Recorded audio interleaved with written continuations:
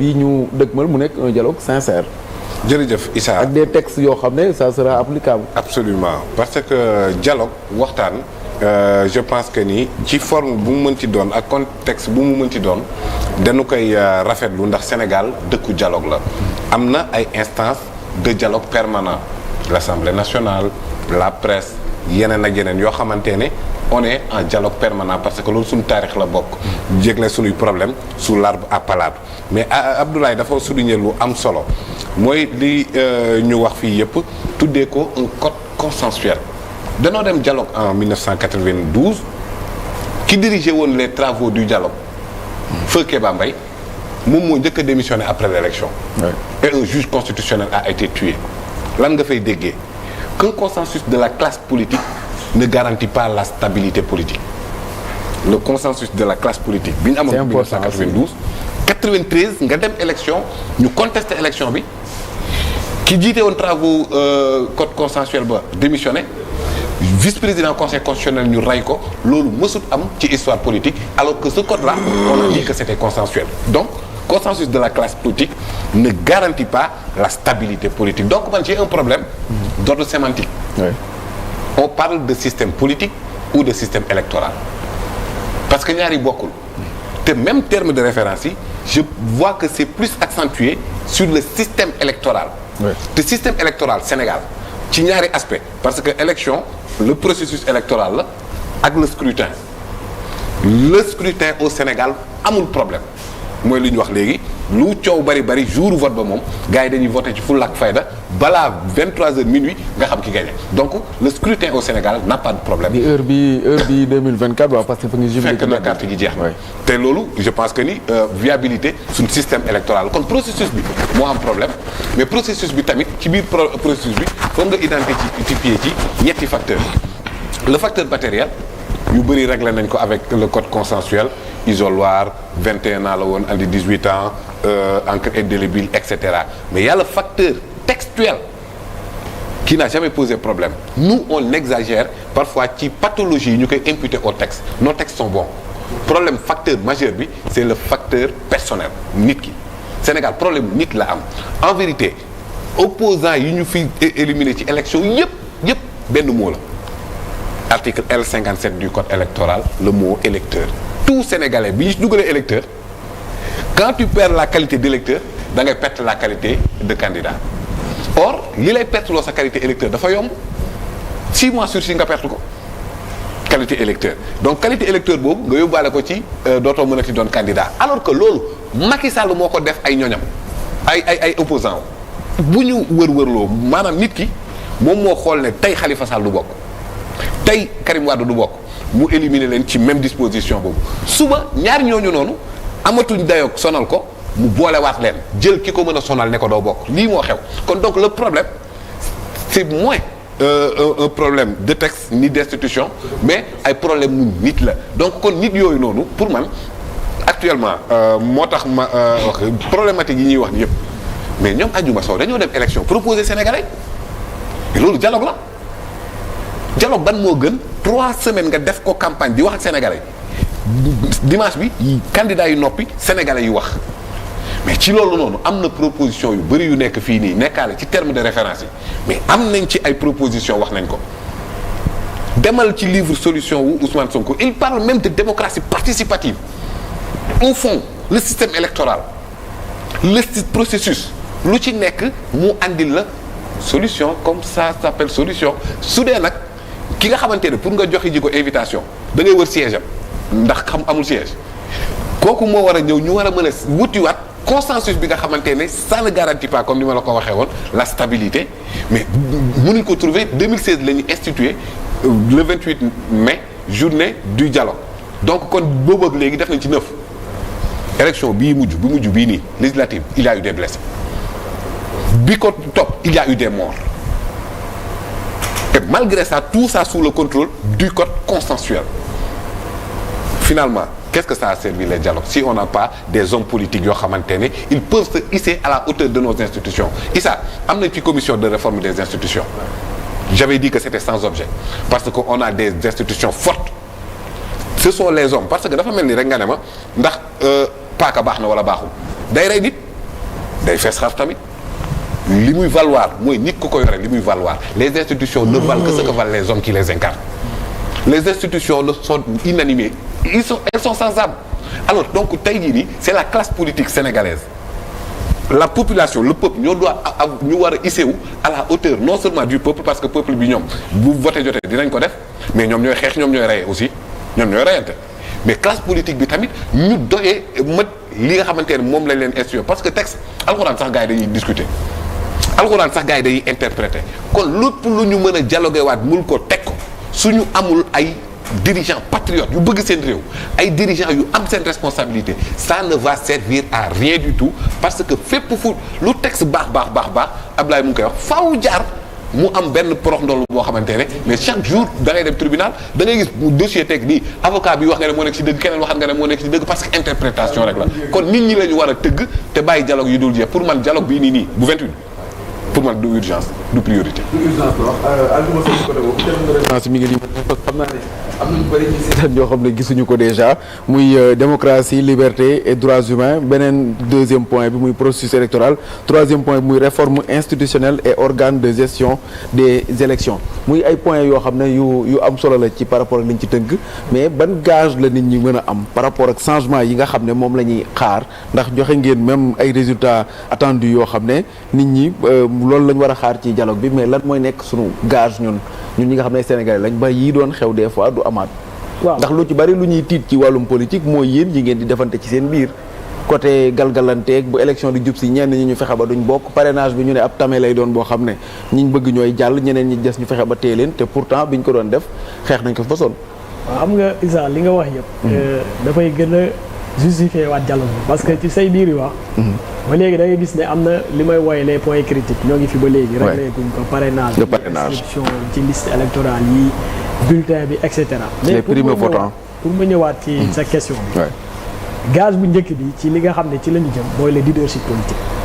yaakaar naa feeñ na fi ci kàddu yi 92 yaakaar naa li gën a tax réforme yi nga xam ne nit ñi d'accord nañ ko ñu dugal ko ci biir code électoral bi c'est parce que le leadership politique de l'époque était disponible pour ñu am ay avancées ci wàllu processus électoral mais yaakaar naa ba ci leadership bi sax bu ñu comparer les deux leaderships mooy le leadership du président Abdou Diouf de l'époque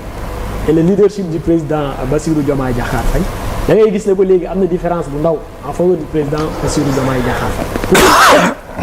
dëgg la 92 ñoo ngi jógee ci élection 88 avant 88 ñëpp xam nañ ne système politique du Sénégal tout à l'heure kii am na lu ci wax tout à l'heure ay crise ak crise la ko mais 92 tamit bu ñu fàtte ne dañu jógee ci li ñu doon wooye la conférence de Bâle ñu jógee ci la chute du mur de Berlin ñu dugg ci ce qu'on appelait le monde unipolaire François Mitterrand woo les dirigeants des pays coloniaux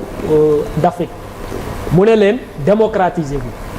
boo xoolee ci la Abdou Diouf ñibbisi woote concertation yooyu ñu def le code consensuel de 92 code consensuel bi li mu indi woon comme avancée c'était pour la première fois opposition bi day surveiller toutes les étapes du processus électoral mais aussi dafay instituer li ñuy woowee l'isoloir mooy le caractère secret du vote bi ñu demee ba ci biir ñu gis ne loolu donte am na mais laaj na am ku jaar diggante acteurs politiques yi ak administration électorale ci lañ njëkk a dugal ONEL en 97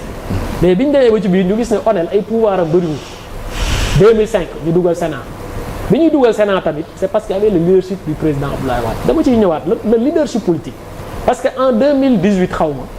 bi ma duggee ci matière électorale càmbar ko xool code électoral bi dama def benn article bu tuddee ko le leadership du chaos électoral parce que dama càmbar leadership politique bi fi nekkoon à l'époque ma gis ne lépp loo xam ne da koy poser comme acte ci wàllu élection amul lenn lu muy jur loo xam ne lu dul chaos électoral mais bu ñu ñëwee ci leadership pour président Bassirou Diomaye Diakhar Faye parce que leadership ñaar lañ koy natte mooy le style et rapport bi leader bi am ak kàddoom yaakaar naa pour la première fois ñu organiser parce que on a quand même matière à croire à son leadership à croire que tey bu ñu amee ay consensus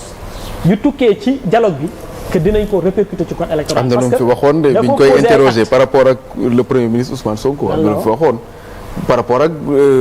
fauteuil bu mu war a lor ñeeg yooyu noonu yooyu yëpp nit ñi mënuñu ci. mais loolu la mën a tontu. bu ñu ko laajoon pour keneen tamit c'est sûr que loolu lay tontu. mais yooyu non ci wax ji mais ci jëf ji mais day sa fauteuil bi lay lor da koy wax Issa Tine na ko sa xool. parce que Issa Tine citoyen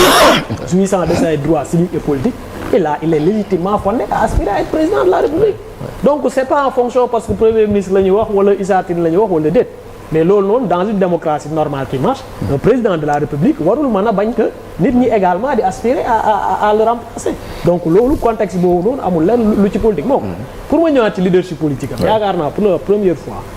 ñuy dem ci ab élection législative. Un président de la République def un discours la veille de l'ouverture de la campagne électorale mu ne man je me situe au-dessus de la mêlée politique te yaakaar naa ni mu ko waxee woon dem nañu campagne voté ba def ko décompte bi amul benn kàddu boo xam ne yëkkati na ko wala mu posé un acte boo xam ne wane na ne dafa farfi wala dafa farfale bu loolu weesoo deuxième aspect leadership bi mooy le style xam nga wax nañ ko tout à l'heure nee nañu moom moo am légitimité su ko ne normalement dafa waroon ñëw rek traduire réforme yi en loi mu yóbbu ko assemblée moo fa am majorité bi après ñu voté ko après bi xawma la après ku nekk dem ci say mbiru bopp mais moom dafa jàpp ne li nga xam ne mooy processus électoral les règles de la compétition démocratique am solo boo xam ne dañ koo war a pencoo parce que dialogue le mot dialogue boo ko doon tekki tey ci wolof weesu lu dul pencoo mais bu ñu demee ci pencoo mais pencoo c'est une valeur sénégalaise qui est propre au Sénégal donc rawatina loo xam ne ñëpp a ko bokk maa ngi dégg léegi ñuy wax naan du priorité dëgg la on peut avoir cette interprétation mais le président de la République dafa jàpp ne les questions politiques et les questions économiques sont liées mais crise politique yi fi amoon mais gis nañu lim ñu jural l'activité économique était paralysée ñi bëggoon dem di liggéey ba ñu liggéey am na yoo xam ne seen ay commerce dañ ko yàq yéen waa Walfadjri toog ngeen fi ñaata weer yoo xam ne liggéeyu leen donc il y a une connexion entre la question politique et la question économique donc quel que soit effort boo xam ne def nañ ko ci économie wala ñu def ko ci sécurité te réglé wuñu la question politique fexe ba les règles démocratiques ñu am ci un consensus boo xam ne acteurs politiques yi dinañ ci d'accord dañuy demaat ci ay élections yoo xam ne daf ñuy jural lu dul crise te Sénégal dafa soxla li ñuy woowe investissement muy investissement privé national wala investissement privé international te gis nga investisseur bu ñëwee ci dëkk bokk na ci li muy càmbar mooy qualité paysage politique bi bu fekkee paysage politique bi dafa comporter risque boo xam ne bu investir am na mën nañ ci ñàkk alalam du ko def te Sénégal bii nga xam ne ci la ñu génn te lenn indiwu ko lu dul mooy ñàkk consensus te li tere woon amuñu woon consensus kenn wóoluwul sa bopp ba léegi moo ngi ci système électoral bi parrainage bi ñuy wax nii mais occasion la pour ñu waxtaane ko dem ci parrainage boo xam ne peut-être ku nekk dina ci gis boppam bulletin unique bi ñu doon wax léegi tamit occasion la ñu waxtaan ci li nga xam ne mooy inscription automatique ci fichier électoral bi rawatina yu ndaw yi pour ndaw ñi loolu également occasion ñu waxtaane ko le rôle de la place de la justice dans le processus électoral occasion la donc le président de la République yaakaar naa ci style am mais également ci li nga xam ne jot na koo wone bi mu fi toogee ba léegi bu ko neexoon mu falu mu ne man Pastef laa far mais yaakaar naa du ci démarche am du ci discours am amul benn yoon foo xam ne wane na ne moom fii la far. mais ci côté opposition bi nga baal ma rek parce que opposition bi un dialogue sans l'Alliance pour la République nga xam ne ñoom ngeen nangoo nguur gi ci seen i loxo. un dialogue sans d'autres personnes xëy na mën nañ cee citer Barthélémy Dias nee na du dem pour ñi nga xam ne rek ñoo ne duñ dem déjà Thierno Bocoum tey jii nee na du dem ak ñeneen. dialogue boobu est-ce que climat bi ñuy wax sànq ba léegi naan nga ne favorable na parce que jubuñu ay élections yooyu noonu climat bi ngeen nekkeen favorable na bu fekkente ne yenn ci ay principaux opposants wala ay partis d'opposition yoo xam ne ñoom nee nañ duñ dem APR man du man maay décréter kan moo fi mën ak yooyu mais APR ñoom ngeen jëlee nguur gi ci ñoom donc seen force waruñu ko mën a nier. waaw mais xam nga li ñu doon gën a la mooy ñu ñëw. parce que wax naa ko tout à l'heure la volonté du président de la République c'est que sénégalais yëpp sans considération ñoom ñëpp ñu dajee waxtaan ci loo xam ne day jëmale kanam suñu démocratie cité nga fi ñaar wala ñett mais fàtte ngaa cité téeméer yi nga xam ne tamit pare nañ pour ñëw dialoguer et qui ne sont pas des moindres tamit parce que dialogue boo xam ne tey su ma juumul même le parti Rewmi a fait un communiqué pour dire qu'il va participer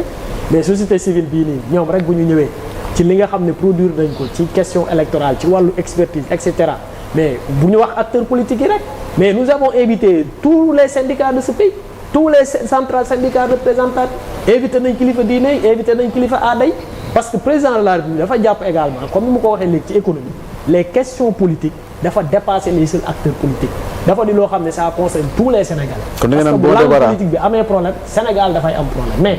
comme li mu wax tout à l'heure ba léegi man jàpp naa ne ñooñu nga tudd muy waa APR ils ont encore la possibilité loolu ñu nekk di ko kaas ci télé yi ak ci rajo yi ñu ñëw wax ko ci terme de référence bu fekkee loo xam ne war nañ ci mën a trouver des solutions ci dialogue bi ñu trouver ci des solutions bu fekkee dafa appelé yeneen forme également de kii tamit ñu xam ne yooyu noonu la appelé. mais arbitre bi niñ ko choisir aussi warul woon laaj consensus par rapport ak